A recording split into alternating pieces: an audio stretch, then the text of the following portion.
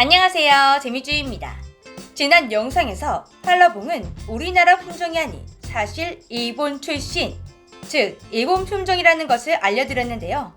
일본이 우리나라에 품종보호 출원 등록을 하지 않아 로열티를 요구할 수가 없어 엄청난 손해를 보고 있다, 이렇게 소식을 전해드렸죠. 그런데 2022년에 들어서 일본은 더 충격적인 소식을 전해 듣게 되었습니다. 한국은 미국으로부터 로열티를 받고 한라봉과 똑닮은 탐나는 봉을 수출하게 되었다는 것인데요. 일본의 입장에서는 미치고 팔딱 뛸 일이었을 것입니다. 그런데 이번이 미칠 만한 포인트가 한라봉과 똑닮은 과일 탐나는 봉을 한국이 로열티를 받고 수출 중이다, 이게 아닙니다. 왜냐하면 탐나는 봉은 한라봉과 똑 닮았지만 일본 품종이 아니라 한국에서 개발된 한국 품종이기 때문이죠. 그들이 진짜 미치는 포인트는 한국의 탐나는 봉이 한라봉, 즉 일본의 부지아를 밀어내고 그 자리를 차지하게 되었다는 것입니다. 일본이 개발한 감귤 품종 부지아를 들여와 한라봉이라는 새로운 이름을 지어주고 완전 초대박을 터뜨린 우리나라. 제주도 특산품으로 완벽하게 자리 잡으며 해외로 수출길까지 열리게 되었는데요. 이렇게나 잘 나가고 있는데 로열티를 한 푼도 내지 않으니 로또가 터진 거나 다름없었습니다.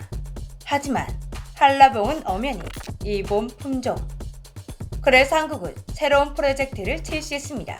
한국농통진흥청 국립원예특작과학원에서 실시한 이 프로젝트의 목적은 한라봉을 개량하는 것. 언제까지나 일본 품종에 의존하지 않으려는 한국의 노력이 시작된 것이죠. 일본산을 대체할 한국산을 만들겠다, 이런 궁극적인 목표 말고도 한라봉을 반드시 개발해야 하는 이유가 있었습니다. 한라봉에 문제가 발생했기 때문이죠. 언제부터 한라봉을 재배하고 있는 농가들은 과실 품질이 저하되고 수확량까지 감소되는 피해가 발생했습니다. 안 그래도 예민 보스라 키우기 힘든 한라봉인데 이런 문제들까지 나타나며 재배는 더 어려워졌습니다. 원인을 파악해보니 작은 문제가 발생한 것이었는데요. 한라봉은 나무 세력이 너무 강력하다 보니 꽃이 잘 피고 과실을 잘 맺게 하기 위해 생자나무 대목 위에 한라봉 나무를 전복시켰다고 합니다. 그런데 이 과정에서 한라봉 나무에 자근이 발생해 양수분을 흡수하며 나무의 생리가 바뀌어버리는 부작용이 발생하게 된 것이죠. 이런 복잡한 문제들을 해결하기 위해 농촌진흥청은 국립원예특작과학원에서 2000년부터 배양을 시작했습니다. 10년 동안 연구를 거듭한 결과 2010년 마침내 부지아 가육 내부 중심 세포를 갖고 있는 미성숙 종자를 배양해 한국 품종인 탐나는 봉을 개발하는 데 성공했습니다. 한라봉 대체품으로 개발되었지만 한라봉보다 더 훌륭한 과일이 나왔다고 합니다. 당도도 15브릭스로 한라봉보다 높고 산 함량은 2%라 더욱 달콤했습니다. 가장 중요한 것은 망감류 과일들을 지긋지긋하게 괴롭히던 작은 문제가 해결된 품종이라는 것이었는데요. 2014년 작은 문제가 정말 심각해져 한라봉 전체 재배 면적 33%까지 퍼져나가 피해액이 연 300억에 달했을 때 탐나는 봉은 한라봉 대체품으로 보급되게 됐습니다. 그리고 이번에 뼈아픈 실수로 일어난 비극을 생생하게 지켜봤던 한국은 2014년 한국에서 탐나는 봉의 품종보호 등록을 완료했고 2019년에는 미국 식물특허 등록까지 마쳤습니다.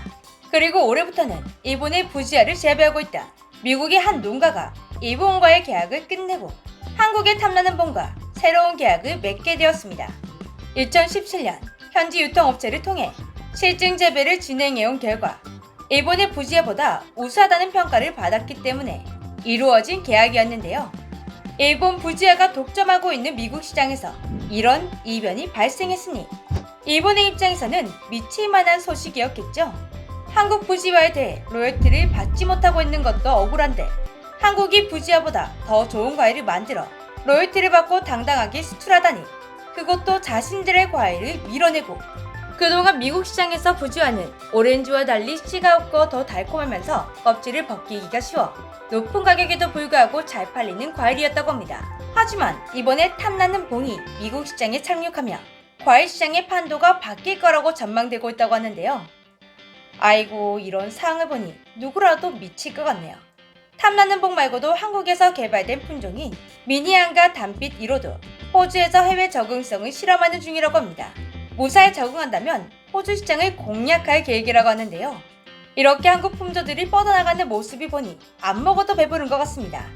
그런데 참 아쉬운 점은 막상 한국에서 탐나는 봉이 개발된 지 10년이 지났음에도 불구하고 재배하는 농가나 아는 사람이 많이 없다는 것입니다.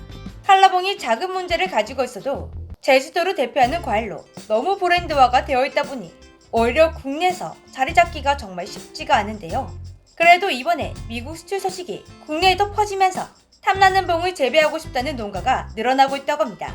당장 한라봉을 대체하기는 힘들겠지만 언젠가는 한국 품종인 탐나는 봉이 한라봉보다 더 유명한 과일이 되었으면 좋겠습니다.